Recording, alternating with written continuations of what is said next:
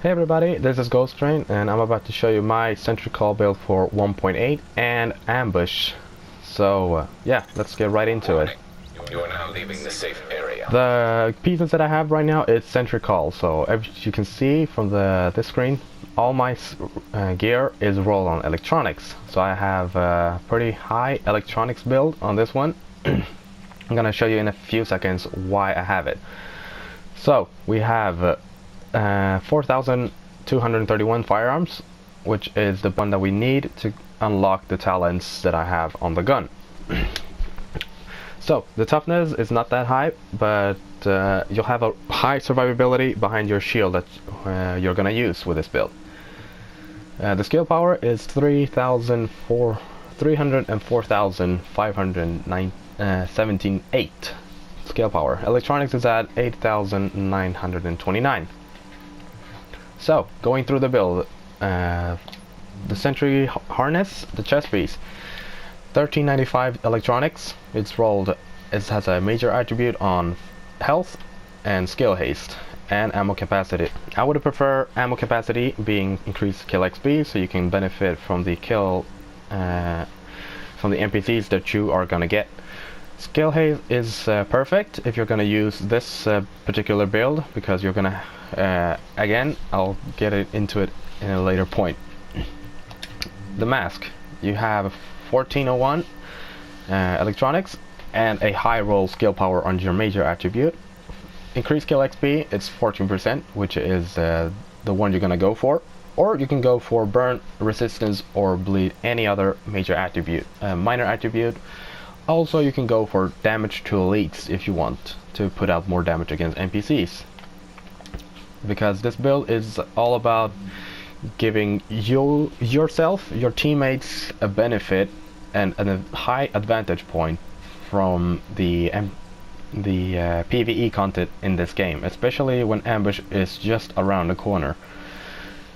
So we go Sentry knee pad, 1401 in electronics, which is the highest roll. Major attribute is the highest optimized roll you can get. It's 13,339 skill power. The minor attributes is burn resistance, which is good if you're gonna use if you're gonna do the cleaners missions, because they love to use fire against you.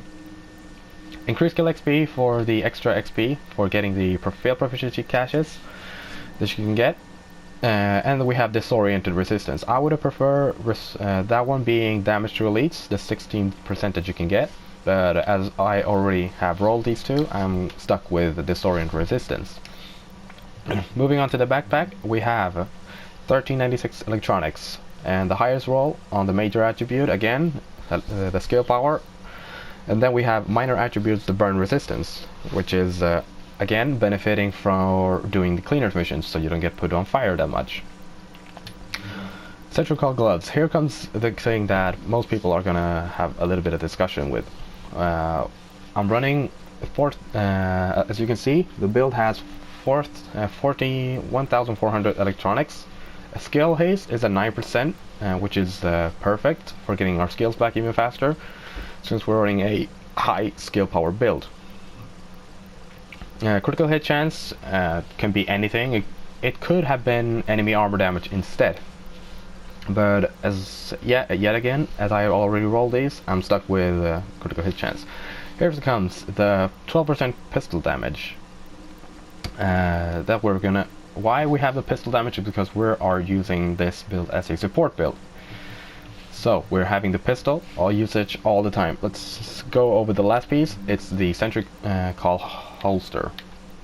Not the highest roll that you can get, but we're still working on this build. Got 7% skill haste, which it again give us a lot of skill haste. Going to the character here, and I can show you this. The skill power, as you can see already, the skill haste, without having any skill haste mods on the character, I have already 25%. The signature resource, I have 18, but it's miscalculated because I have equipped on my character, I have 5 signature resource, and 5 times 4 it's 20, so I don't know why it's stuck at 18. But yeah, I can tell you that, yeah, I can show you that all the firearms mods are all 4% signature resource ability gain. I would recommend picking those up from the vendor, because I think they will, yeah, they will probably disappear from the next vendor reset. But again, you gotta have to, it's a personal preference, so I'm not saying that you have to have it. You can also have the firearms mods with health, you can have it with scale power. I would prefer as well, because having a lot of skill power will increase the health of your shield, and also giving you a higher firearms rate, so you can unlock the talents. The mods that I'm using on the let's see, the performance mods I'm using is 4 times 5% ballistic shield damage resilience, because we want to mitigate as much damage as possible to our shield. Going on to the pistol, we have Determined and Cool-Headed. Now, going through those just those two, it says by itself, killing a target reduce all skill cooldowns by 7.5%. And with Cool-Headed, performing a headshot, which means with every single shot that every bullet that hits an NPC's head, reduce all skill cooldowns by 5%. So I have on the weapon, I have the custom PF45, and it has, as a compensator, because the stability, we're gonna land as much headshot as possible. You can also have the gun. You can have anything from on the muzzle if you want. You can have a muzzle brake, you can have a loud vent brake if you want to aggro more NPCs, because it has a 50% more chance of aggroing, you're getting a 50% more increased threat when using a loud vent brake. Even though you get a higher critical hit damage, you're also aggroing the NPCs towards you. Small laser pointer, not much to say, and the extended magazine, because the X45 and I think the custom 45, or I think there's one version of it, has also 15 bullets, but I prefer the custom PF45 because it has I've been using this gun a lot, so I can handle this gun pretty good. So as we can see, it has a base of 15 shot bullets on a magazine, and with a extended magazine of 121 you get 33 bullets. So going on to the gear piece, we have Sentry's Call. As you can already tell, Sentry's Call has already been out for almost 3 years, or as long as this game has been out, as I can tell. This set 2 bonuses gives you 30% accuracy, and the third bonus gives you headshot damage 10%. So this is what we're gonna outgo from. This is what we as a support gonna benefit from out of it. Sentry's Call, the 4-piece headshots using a semi-automatic weapons, because the sidearm is a semi-automatic, it's not a full automatic, and it doesn't work with the 93R. If you're gonna run around with the 93R, you're not gonna get anything, because it's a burst fire weapon. Continuing, increasing the damage inflicted by the target on the target by 5% for the duration of 30 seconds each. The target can receive up to 3 marks. The set bonus is the 5th set bonus gives you an additional 15% accuracy and a 15% headshot damage, which brings us up already to 25% from the 3rd piece, and we get 45% accuracy from the 2nd piece and the 5th piece. Improved Sentry's Call is the 6th piece, which gives you an increase, which is a big improvement for the 4th piece, Sentry's Call. NPCs can now receive up to 6 marks. After 1 mark, every headshot has a target chance to spread a single mark to additional targets within 25 meters. Since you're playing missions, the NPCs are moving a lot around and running in front of the other NPCs. So if you're getting a headshot, you'll probably have a big chance of them getting that mark to another NPC. If you're playing in a tight space, that's even better. At 6 marks, your headshot damage is increased by 100%, which you and your teammates are gonna benefit out of this a bunch, because having increased headshot damage with 100% will just, you and your teammates will melt through the NPCs, especially if you have a good, let's see, if you're playing this build and you are one of the support build and you got a reclaimer, and then you have a two specified guys that have PvE strikers with a high enemy armor damage and damage to release, and also stacking a AR, not an SMG, with destructive and ferocious. And if they are lucky to have the Termite in the down slot or responsive, if they want to put out more damage, that's up to them how they have made their builds. So what we are going to do from here is that we're going to go to our abilities. I use the assault shield, which gives us the benefit from having an increased weapon damage, knockback accuracy, and faster reloading. As you can see, the health on the shield is 650,000. We have an increased threat by 20%, increased damage because we have the damage resistance mods to 30% instead of 10%, which is the base one, and an increased threat by 200%, which will make the NPCs go towards us as a aggroing person. You see the cooldown, due to having the high of skill power and skill haste, we have 13.5 seconds. So if your shield goes down, just take cover and it will be up in just a few seconds. You can also go with reactivating target. It would have a higher health, but you're gonna lose on the weapon damage, increase the knockback, the accuracy, and the faster reload speed. But you're marking the targets for your teammates. Due to the NPCs shooting at your shield, they will be popped as pulsed targets, and your teammates will instantly see them, and they will focus fire on that NPC as fast as possible. Going to the pulse, I use the pulse of the tactical scanner due to having a high skill power. Yet again, we give our teammates a 30% increase pulse critical hit chance, and the critical damage is skyrocket up to 40%. So the duration of it is 20 seconds, and the cooldown of it is 28.6 seconds. But so we're gonna use the tactical link as our build, because we are gonna pop this bad boy a lot as we're going through every single mission. I mean, since I've been playing with this build, I actually came up with this idea to a friend, told him to build it like this, and he executed it pretty good and almost perfectly.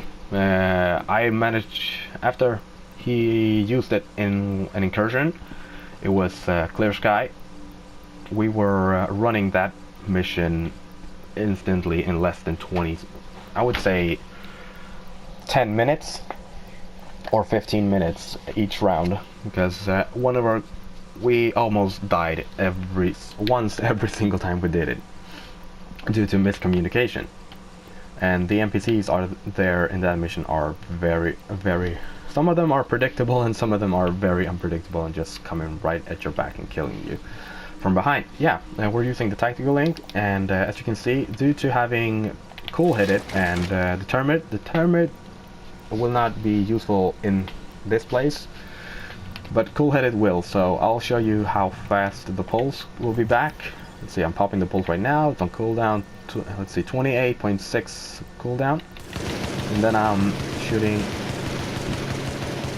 and you can see as we already got it back. The talents I have, I can mention, is triage for the decrease of skills cooldown and the strike back, but preferable if you're gonna use this build and do an incursion, Lost Signal, Falcon Lost, Clear Sky, or Dragon's Nest, you can, or go to the West Side Pier, and doing the resistance, you can use the Combat Medic. I got chain reaction here because last time I used the build was with a sticky bomb, which also is a good benefit if you're running the shield and just marking the NPCs and blowing them up with a sticky bomb, so you get it back even faster. Here's the most important thing: is one is none. Headshot a hostile have a 50% chance of not consuming the bullet. So if you're lucky, I think I've come across it once or twice in this game. I have used this talent and it has procced every single shot, so I have basically wasted 66 bullets, which is more than it's the half. Yeah, it's a complete magazine. I have 33 bullets right now, and up to 66 bullets I have been shooting, so I've only coming across 2 times in this game. So we're gonna pop the tack link, and you'll guys see how fast we can get the tack link up again, because our teammates are gonna benefit out of this very much, since this is our role as a support sentry. 6 marks, got the target, we're doing an increased damage. Critting not that high, but you can see the tack link is already gone. It's on cooldown, and you can see it's more than halfway up. So the pulse is already back. Holding the pulse again. Getting one is none proccing, and there we go. We have the tactical link back up, even though it's on cooldown. We cannot use it again. At some scenarios, if you're having a little bit of a trouble, or your teammates just smashing down every single NPC, run to the back and find an NPC. If it is a heavy, that's a perfect NPC for you to headshot. Just start headshotting that guy and you'll have your signature skills back even faster.